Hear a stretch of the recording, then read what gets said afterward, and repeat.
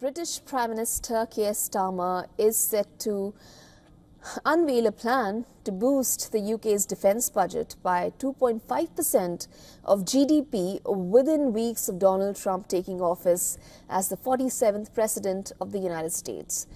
Now, the long-awaited timetable for increasing UK military spending is expected to be announced in the spring as Labour looks to boost relations with the United States.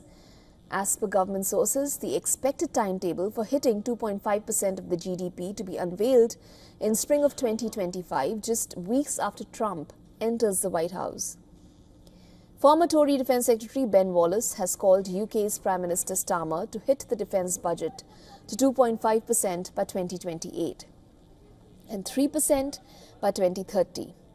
Downing Street has asked the UK officials to provide details of how Trump's return to power will impact UK's economy, the Russia-Ukraine war and the situation in West Asia. Now, presently, UK spends around 2.2% of GDP on defence per year. This is above the 2% target set by the NATO for its members. UK's former Prime Minister Rishi Sunak pledged to increase the defence budget to 2.5% by 2030. Keir Starmer has said that he shares similar ambitions, but has scrapped the timeline for the same. Earlier, Donald Trump had expressed frustration over the defence spending of NATO members.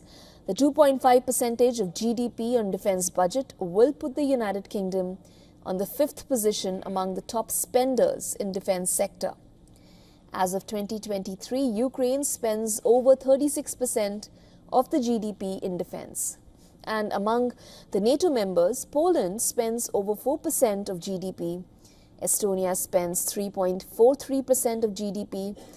USA spends 3.36% of GDP, followed by Latvia at 3.15% of GDP and Greece at 3.08% of GDP.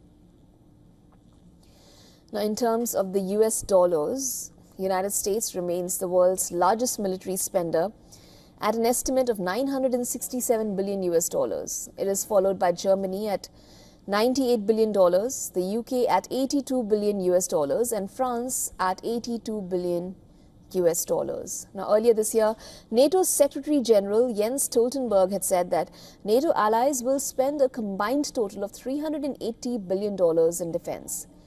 In 2014, NATO allies in Europe and Canada invested $250 billion, or about 1.43% of their collective GDP, to defense. For all the latest news, download the WION app and subscribe to our YouTube channel.